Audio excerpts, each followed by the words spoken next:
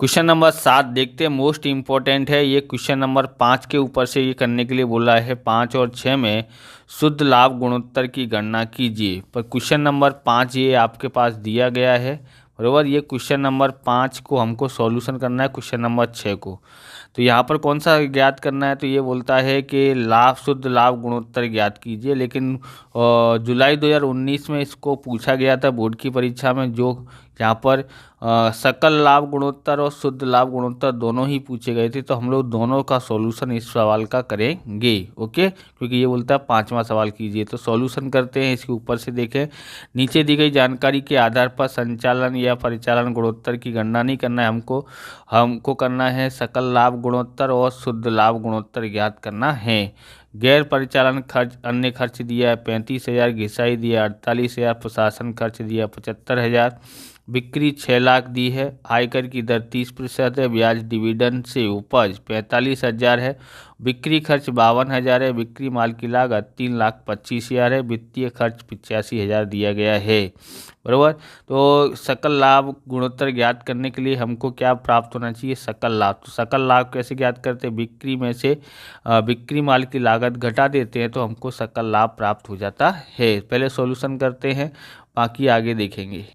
तो यहाँ पर क्वेश्चन नंबर 5 का हम लोग 7 में ना 5वां दिया ना वो कर रहे हैं। सबसे पहले क्या ज्ञात करते हैं, सकल लाभ गुणोत्तर वो ज्ञात कर रहे हैं, ओके। तो सबसे पहले क्या ज्ञात करना पड़ेगा, उसके लिए हमको यहाँ पर सकल लाभ ज्ञात करना पड़ेगा। तो यहाँ लिखते हैं सकल लाभ। कैसे ज्ञात करते हैं कि बिक्री है, बिक्री माइनस क्या आता है, बिक्री माल की लागत, बिक्री माल की लागत, ओके। तो यहाँ पर बिक्री कितनी है, तो बिक्री है 6 लाख, 6 लाख, और ये कितना है 3,25,000। तो घटाएंगे 6 लाख में से 3 लाख घटाएंगे तो 3 लाख बचा, 3 लाख में से 25,000 घटा तो 2,75,000 आता है, 2,75,000। अब ज्ञात करते हैं, बराबर। क्या ज्ञात करते हैं, सकल लाभ गुणोत्तर, सकल लाभ गुणोत्तर बराबर क्या सूत्र है, सकल लाभ, ये दिया हुआ नहीं है किताब में, बराबर, इसलिए आपको ध्यान में लिखना है। यहाँ पर आती है बिक्री गुणा 100। सकल लाभ कितना है, 2,75,000, और बट्टे में कितना दिया है, 6 लाख दिया हुआ है, गुणा 100 करते हैं। 2,75,000 गुणा 100 भाग 6 लाख कितना आता है, 45.83 आता है। इसका आंसर आया 45.83% आता है, ओके। आप इस प्रकार के वीडियो देखना चाहते हैं तो डिस्क्रिप्शन में लिंक दिए अकाउंट और स्टेट के भाग 1 और भाग 2 की, वहां से आप देख सकते हो। चैनल पर नए हैं तो चैनल को सब्सक्राइब करना, क्योंकि हम इस प्रकार के वीडियो आपके लिए बनाते रहते हैं। लाइक करने के बाद अगर आपको हाइप का बटन दिखाई देता है तो आप हाइप भी कर दीजिए, जिससे हमको आपकी तरफ से कुछ पॉइंट मिलते हैं, जिससे हमको मोटिवेशन मिलता है और हमको वीडियो बनाने की और इच्छा जागृत होती है। इसलिए हाइप ज़रूर करें, लाइक शेयर कमेंट भी करते रहें। आगे देखते हैं। तो यहाँ पर अब हमको शुद्ध लाभ ज्ञात करना है। तो शुद्ध लाभ लाभ हानि खाते से प्राप्त की जा सकती है, दूसरा पत्रक बनाने से ज्ञात की जा सकती है। तो आपकी इच्छा हो तो पत्रक बनाए, हम लोग लाभ हानि खाता बना के करते हैं, बराबर। लाभ हानि खाते में और व्यापार खाता और लाभ हानि खाता दोनों एक ही साथ में बनाना है, जिससे हम लोग प्राप्त कर सकते हैं, ओके।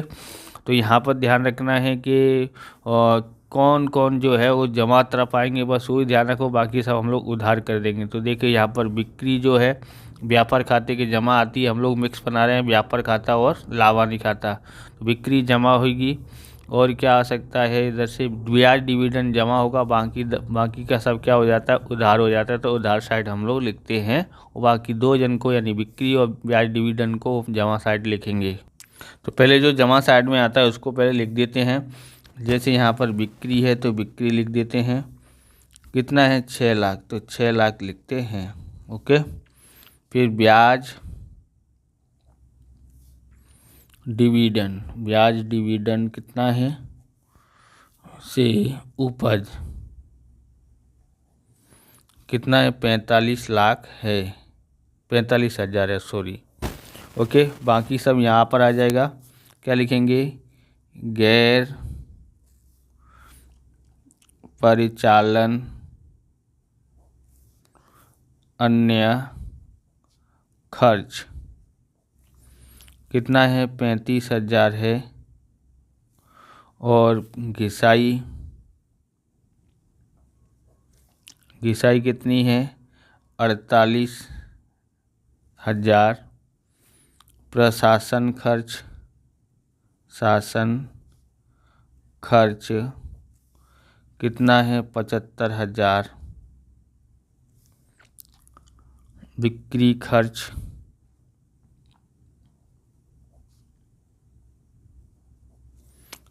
खर्च कितना है 52,000। खरीदी को यहाँ पर किस में लिखा है, बिक्री माल की लागत करके लिखा है, बिक्री माल की लागत। ओके, बिक्री माल की लागत। तो ध्यान रखना ये वाला सवाल का पूछा गया था, जुलाई 2019 में पूछा गया है। 3,25,000, 3,25,000। ओके, वित्तीय खर्च कितना है 85,000 है, कितना है 85,000। अब टोटल मारते हैं यहाँ पर, कितना आता है, किधर ज़्यादा है होगा, तो पहले इधर देख लेते हैं। लगभग शुद्ध लाभ ही होगा, 6 लाख प्लस 45,000 बराबर 6,45,000 आता है। ओके, यहाँ जोड़ते हैं 35,000 प्लस 48,000, 75,000, 52,000, 3,25,000 और 85,000, कितना आता है 6,20,000 में से 6,45,000 में से 6,20,000 घटाते हैं तो 25,000 आता है। ओके, क्या है ये, शुद्ध लाभ, और इसके सूत्र में क्या चाहिए कि आयकर के बाद का चाहिए, बराबर, आयकर के बाद का शुद्ध लाभ। तो आयकर की गणना करनी पड़ेगी, तो सबसे पहले इसको यहाँ लिख देते हैं। ओके, तो यहाँ लिखते हैं शुद्ध लाभ बराबर 25,000। ओके, माइनस आयकर का प्रावधान कितना है 30%। तो 25,000 का 30% गुणा 30%, 7,500 माइनस करके बराबर दबाते हैं तो 17,500 आता है। ओके, अब हम लोग यहाँ ज्ञात करेंगे, इधर क्या ज्ञात करना है हमको कि शुद्ध लाभ का गुणोत्तर। यहाँ लिखते हैं शुद्ध लाभ का गुणोत्तर क्या होगा, बराबर क्या लिखेंगे, आयकर के बाद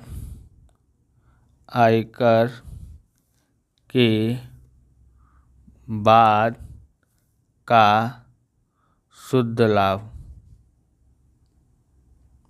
ओके, भट्टे में क्या है यहाँ पर, शुद्ध बिक्री। ओके, गुणा 100। आयकर के बाद का लाभ कितना आया 17,500, बट्टे में भट्टे में कितना है 6 लाख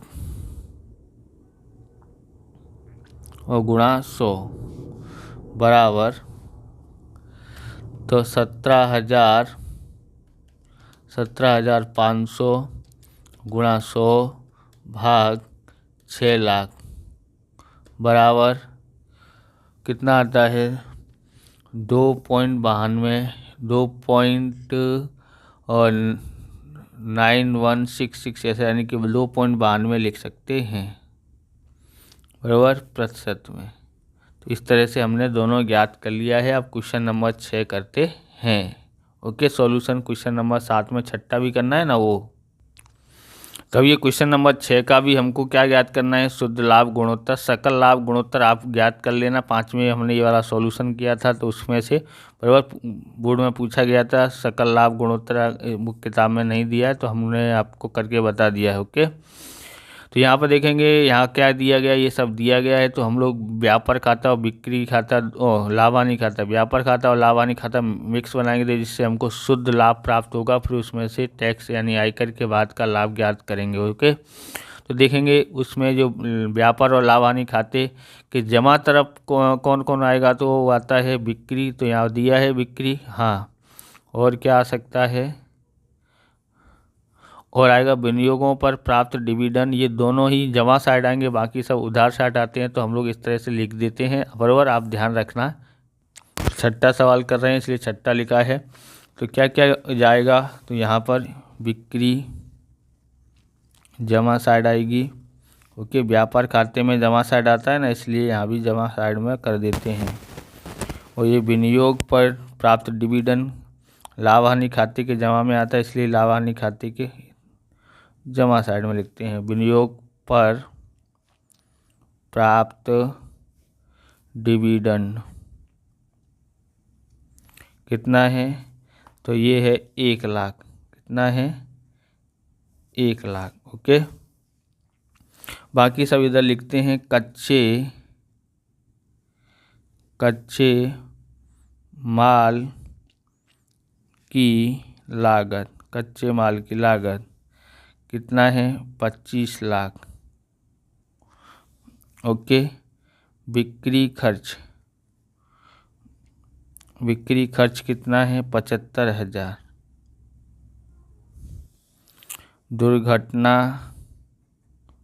दुर्घटना से हुआ नुकसान 40,000 नुकसान, और घिसाई सहित कारखाना खर्च कितना है 50,000। ओके, मजदूरी कितनी है 2 लाख। प्रशासन खर्च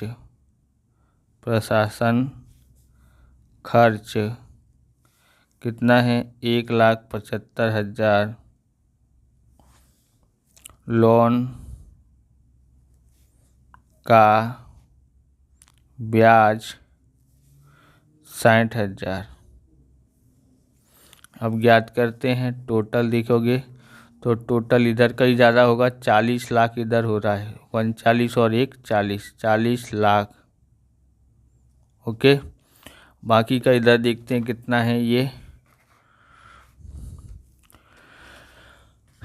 25 lakh plus 75,000 plus 40,000 plus 50,000 plus 2 lakh plus 1,75,000 plus 60,000 आता है 31 लाख आता है। 31 लाख यानी कि 40 लाख में से 31 लाख घटाते हैं तो 9 लाख आता है।